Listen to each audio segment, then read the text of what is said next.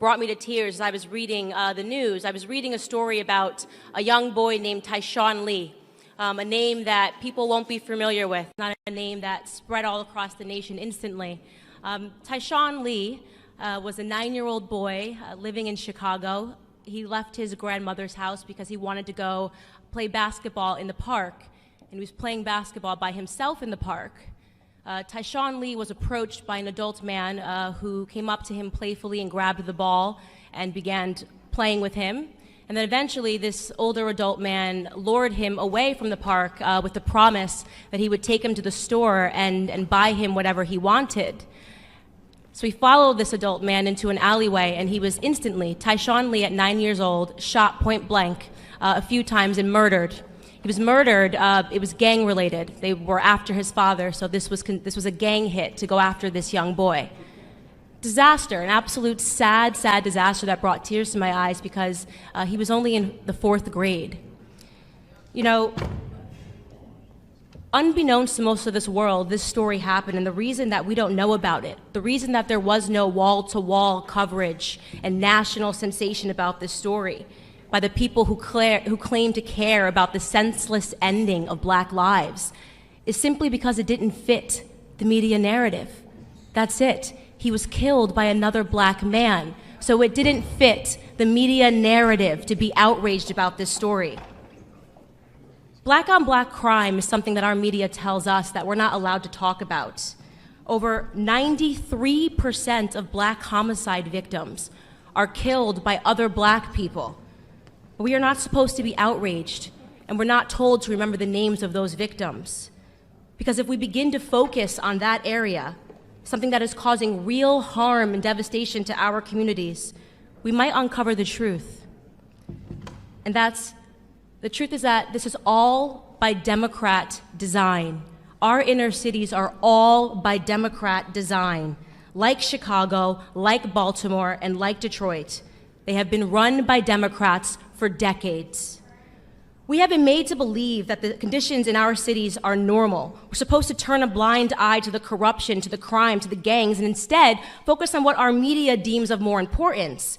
We are instead told that we should be focusing on white people. We're supposed to be reactive and angry and fearful about white supremacy, when in fact, it is liberal supremacy that is harming our communities.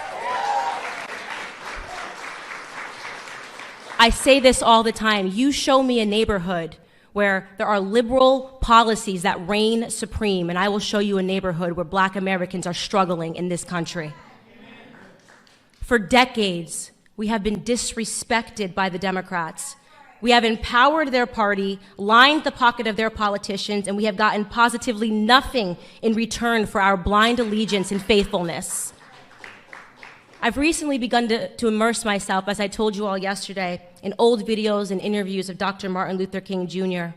And I came across an interview of him from 1964 where he was underscoring the problems that were in Black America at that time, and here's what he mentioned. I will quote: school dropouts, crime rates, illegitimacy, rioting, and other social evils, end quote.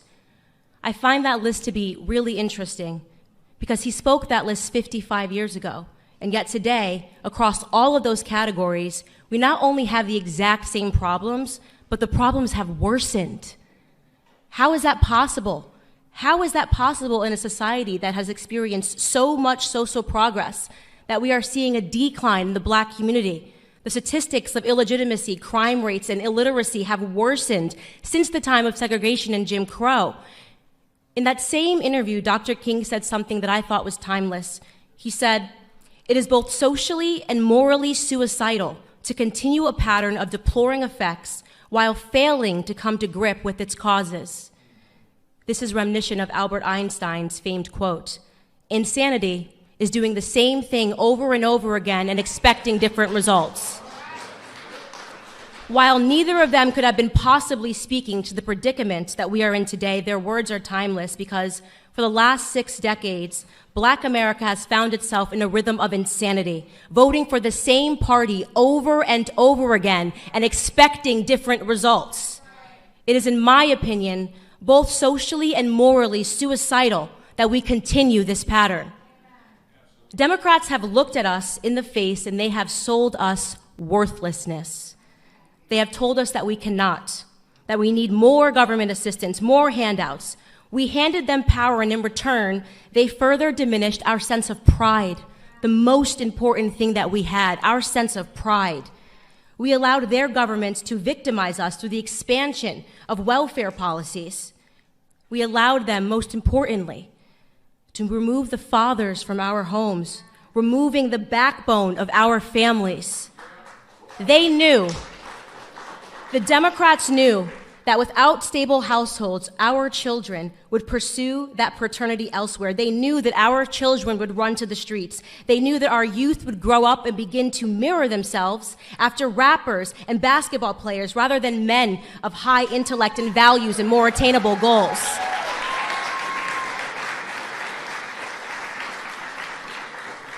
Their media took away the Jeffersons, they took away the Winslows, they took away the Huxtables, and they gave us love and hip hop.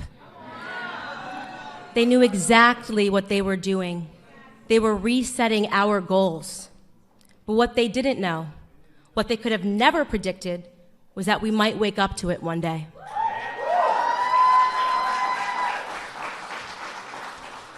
In 2015, when a man with crazy hair and a beautiful wife came down the escalator at Trump Tower, we were at the beginning of a shift, and I'll tell you honestly, I wasn't sure about him. I wasn't sure when he first came down the escalator. I said, isn't that the guy that says, you're fired? Is he really running for president? But then an incredible moment happened.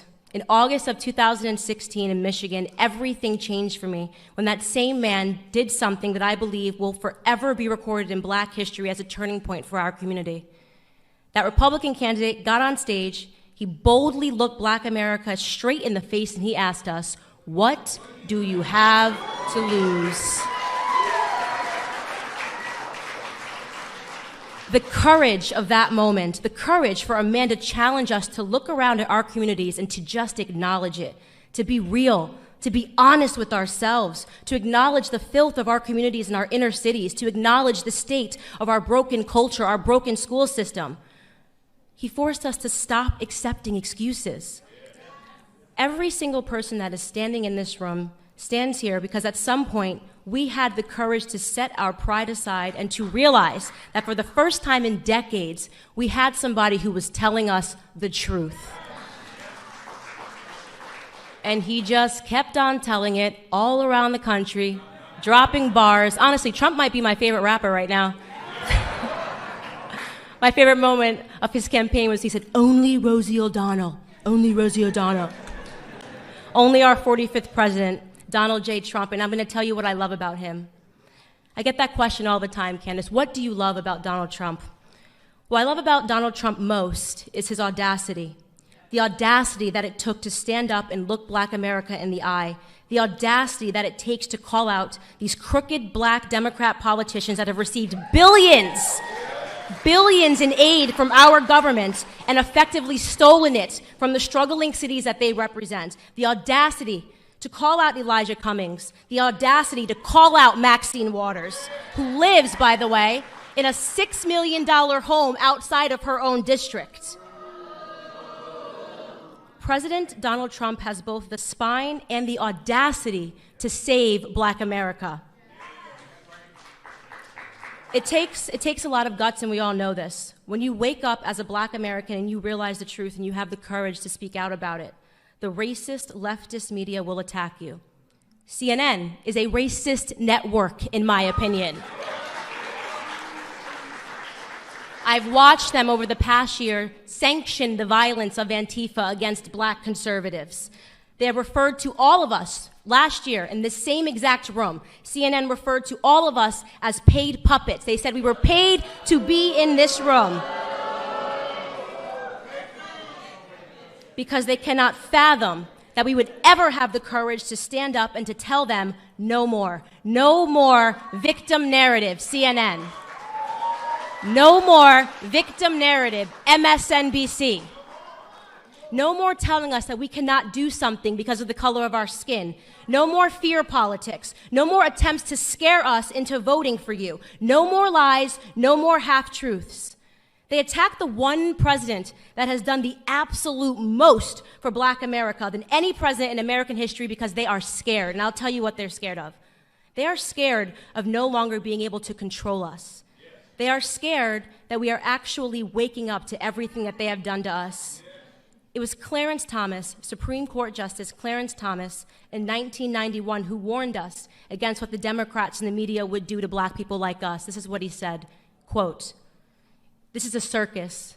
It's a national disgrace, and from my standpoint as a Black American, it is a high-tech lynching for uppity Blacks who in any way deign to think for themselves, to do for themselves, to have different ideas, and it is a message that unless you kowtow to an old order, this is what will happen to you. You will be lynched, you will be destroyed, you will be caricatured, rather than hung from a tree."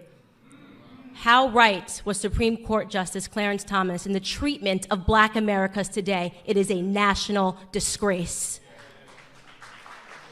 But let them continue. Let them continue their attacks on free-thinking Blacks. It's not going to stop us in any way from supporting this administration, from supporting people like our honorable Vice President, Mike Pence, who is finally talking about God again on the national stage.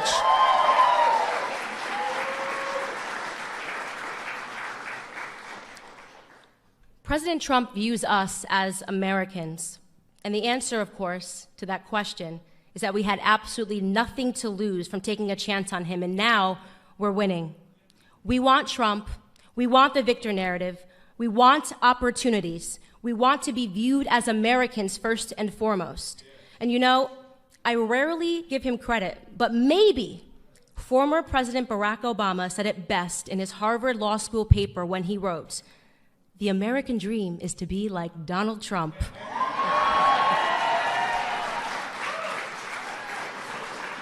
We want the American dream. Thank you guys so much for being here, and get ready to see the man himself.